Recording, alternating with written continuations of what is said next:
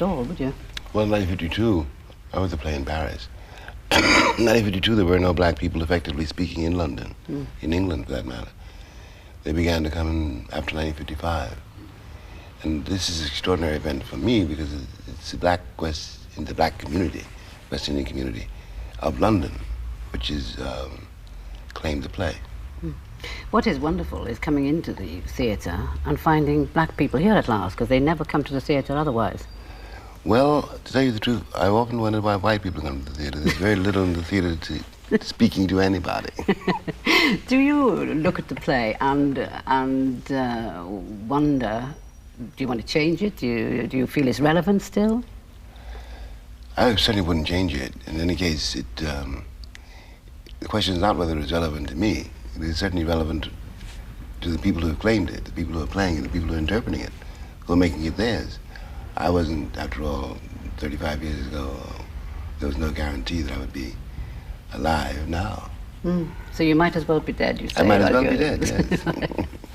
It's about blind faith. Margaret, the heroine, just takes on faith, doesn't she? Well, she takes on faith as a way of avoiding something else. Many people do that. Perhaps most people do that. In order to avoid confronting love, and love involves the terrors of life, and that involves the terrors of death. And faith is, for many people, a kind of hiding place in which you won't be hurt, in which you won't have to think about yourself, and in which you won't have to change, in which you haven't got to be responsible for your neighbor. Why do you think your father became a preacher? My father was the son of a slave, which has something to do with it. He was a very strong-willed, very powerful, passionate, proud man. And for a man like that, in the South of those years, to speak only of the South of those years, a man like that was menaced from every conceivable angle. He was a walking phallic symbol. He was the culmination of the nightmare white people have in their heads when they talk about the nigger. And he had to become a saint in order to become a man. You mean to remove himself? To remove himself from the world's absolutely merciless judgment. Then why, at 14, did you become a preacher? In a peculiar way, though I was 14 years old, I couldn't possibly have said it to myself that way. But my father's motives had something to do with my own, certainly. I wasn't as big as my father, I wasn't as visible, but I was very much like him. I was very proud and very difficult to handle. I, too, was a bad nigger. And a bad nigger, until today, let's face it, in the Western world, for the most part, a free black cat is looked on as a bad nigger, and he's in danger. And that was one of the reasons I entered the church, so I didn't put it that way to myself. But where Margaret flies away from, in a sense, flees away from her sexuality, her sexual responsibility, in a sense, right? Do you think at 14 you were beginning to fear yours? Oh, I think that must certainly be so, you know. It was incoherent. Adolescence is an incoherent time. Right. But certainly that had something to do with it. But it wasn't conscious. That became conscious when I began to be aware that as I stayed in the pulpit, as I began, against my will, perhaps, to learn more and more about my congregations and how little I could really console them, or I was much too young to give them any kind of wisdom. And I was learning more and more about myself. And I began to see, in a sense, I was hiding in the pulpit. And if I kept on doing that, I would become a liar. Lie to my congregations, lie to myself. And whatever faith, whatever possibility of faith and love there might be in my life, I would have destroyed. So I left. More people are turning to religion at the moment. More people are turning to a hiding place. It's not the same thing at all. Right. What is this? Well, you mean there is no such thing as religion, or are you saying?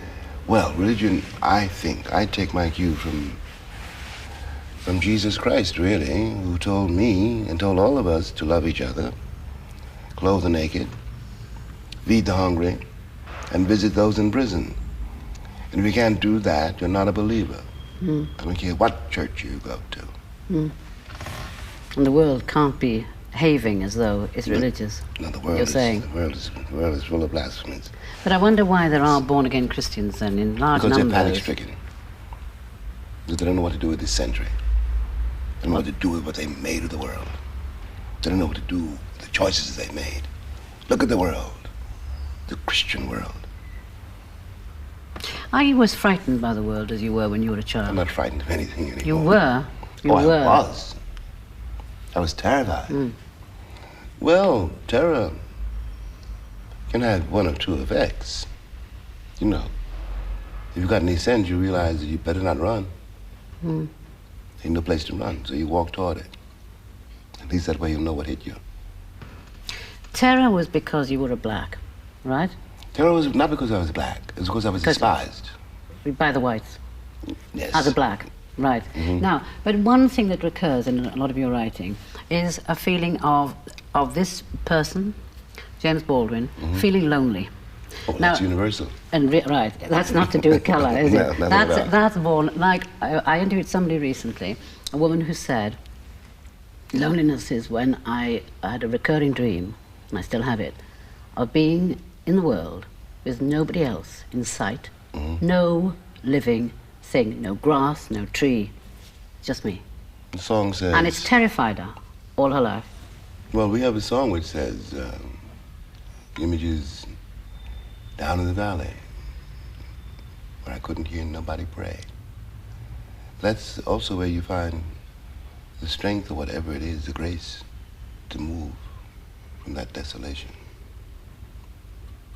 When you moved from America to France, as a young man with not much hope of much of a living, were you fleeing for company? Were you fleeing from loneliness, from terror? What were you doing? Well, the truth about that is my baby sister, whom I named, was born the day her father died. And in my own mind, I was in effect her father. But I had worked for the army, I'd worked for the post office, I'd worked for all kinds of people for quite a long time by that time. And I knew I could not survive the post office for 17 years, which I thought would be the time that she would need to be able to take care of herself. I'd be 36, and assuming I'd survive with the post office, which was very unlikely, it'd be too late to start. So I had no choice but to jump. You know, it was when all my eggs, as you say, were in one basket. I had to become a writer or perish. And so I jumped. But you left her. I had to leave her in order to survive. Well, in order not to betray her, I had to leave. When you write the book. When you went to France, you were saying, as a writer, were you not, that you were not going to write as a Negro writer, as a Negro man. You wanted to be a man, a writer, taking what you knew to other people, find out where it connects with other people. Exactly. Yeah. Was it easier to do in France than anywhere else? Well, it was easier. I'm not sure if that's ever easy, but it was easier in France because at least there I was released from the hostile eyes of white Americans. I was released. You see, the worst thing about that is that first the world calls you a nigger, and imperceptibly you begin to call yourself a nigger. You begin to react that way. You begin to confirm the world's judgment. And that was beginning to happen to me in New York. I was so touchy that I was like a spring. I began to invent insults and danger. I realized that I was doing it to myself. And so I had to get away and find out who I was, not what I was, but who. And since I was up the French, very, well, if you're not French in France, you simply don't exist. And I was invisible in France, and that was what I needed. But when you went to France, what amused me in one of your essays, I think I read it, was you, in order to find out who you were, you actually took a typewriter and some Bessie Smith records. That's right. To remind you who you were. What did Well, that I didn't mean? do that. Why the Bessie? I didn't do that consciously. I was I've been very sick, and a friend of mine carried me off to the hills in the mountains of Switzerland to bring me back to I was very ill. And I carried the 2 records with me in the typewriter because I was working on Mountain. I've been working on Mountain for that time for almost 10 years. And it's true, in that chalet in the snow, I listened to Bessie Smith and to Fats Waller, and they carried me back to what I myself had been like when I was a little boy, and gave me the key to the language which gave me Go Tell It on the Mountain. We were in the theatre watching your play last week, and I noticed something which I think is the tricky thing about, let's leave aside the very big issue of race for a second, the race in quite a small everyday way I'm going to discuss with you for a second. This chap, right, he looked intelligent, he looked well off, he looked liberal. And since there were a lot of blacks and whites in the theatre that night, there was a black family, and their baby started first of all to gurgle, then to sort of laugh out loud, then to make a noise, then to cry, then to bawl. And he turned around, because it was a quiet part of the play, to say something. And then he saw that they were a black family. And he slowly turned around like that, because he couldn't actually tell them off like he would of a white family. Oh, that means you will tell them off in another way, in a worse way. The only interesting question about that anecdote is why the black man or the black family thought they should bring the baby to the theater. Yes, I wondered that too. Well, I know why. Why? It's the same reason that people took me to see, let's say Marian Anderson when I was very young. Same reason I took my sister to see Paul Robeson when she was very young. I know why.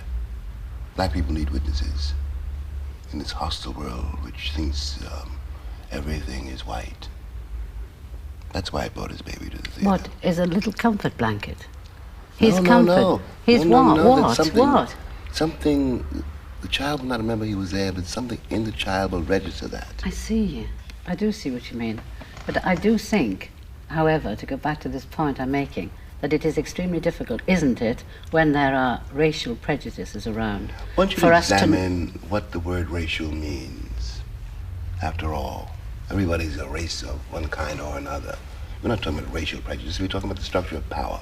The structure of power which has the right and the duty to tell other people who they are for very dubious reasons. After all, one of the reasons I'm black is because I had to be black in order to justify my slavery. That's part of my inheritance and part of yours too. It's got nothing to do with race. It's a way of avoiding history. When, in another of your essays, you had a mother say that her words to you were, "I wonder sometimes what makes white folk so mean." Why? Why? Well, that was a mother talking about her son, who was was the only student, black student, in a white class in Little Rock 30 years ago during the school integration crisis.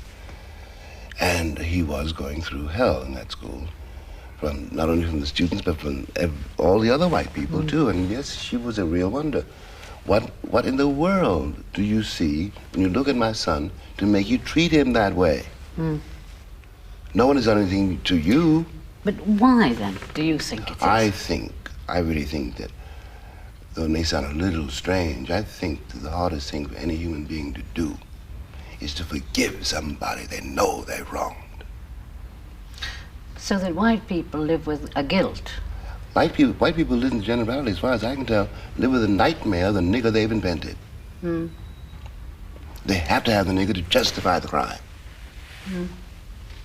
Do you think... So they don't see the person. Do you think that people ever get rid of prejudices? Do you think they just let them... It is not a matter of prejudice. It is a matter of cowardice. It is easy to blame the nigger or the Arab or the Jew or the dyke or the faggot. Anyone who isn't you. You don't want to see that you could be that person, that in some way you are that person. What we call racial prejudice is a matter of the most abject cowardice. It's cowardly, all right, that's for certain. But I mean, what is it that makes people frightened? Because to be a coward is to be frightened. But what you see in other people, whatever you see in other people, is what you see in your mirror. And what you try to do is isolate whatever it is you see in that other person, which is you. Everybody knows, for example, if you listen, every writer knows. If you listen to me, or I listen to you, no matter what I may be describing, I'm describing myself. There's a prejudice that at one time was against homosexuals. At one time. Yeah, hold on. When it was a criminal offense, even. Then that's got removed. The law. And people started to appear to accept. Back it comes again now because of AIDS. It never went anywhere. It never went anywhere. People's attitudes don't change because the law changes. I know that. And the homosexual question is like what we call a racial question. Nobody, no man and no woman, is precisely what they think they are. Love is where you find it. And you don't know where it will carry you. And it is a terrifying thing, love. It is the only human possibility, but it's terrifying. And a man can fall in love with a man, a woman can fall in love with a woman. There's nothing anybody can do about it. It's not in the province of the law. There's nothing you do with the church. And if you lie about that, you lie about everything. And no one has a right to try to tell another human being whom he or she can or should love. But when you wrote Giovanni's Room a long time ago, that was quite a brave book to bring out, wasn't it? It was about love, but it was about homosexual love, but it was about love. But you deliberately put in homosexual love, presumably. Well, the boy is in the middle. It's not so much about homosexuality at all. It's about what happens to you if you can't love anybody. It doesn't make any difference whether you can't love a woman, can't love a man. If you can't love anybody, you're dangerous. Because you have no way of learning humility. No way of learning that other people suffer. And no way of learning how to use your suffering and theirs to get from one place to another. In short, you fail the human responsibility, which is to love each other. Are you still in despair about the world? I never have been in despair about the world. I'm enraged by it. Enraged, all right. But I don't think I'm in despair. I can't afford despair. I can't tell my nephew, my niece, you can't tell the children there's no hope. I suppose I'm wondering whether we're more materialistic, more selfish. I don't know more. No. I think that we're more panic-stricken. I think that I walk through these cities, the cities of the Western world, London, New York, and sometimes it resembles the most poverty-stricken cities of the East. There's been a breakdown, a betrayal of the social contract in Western life.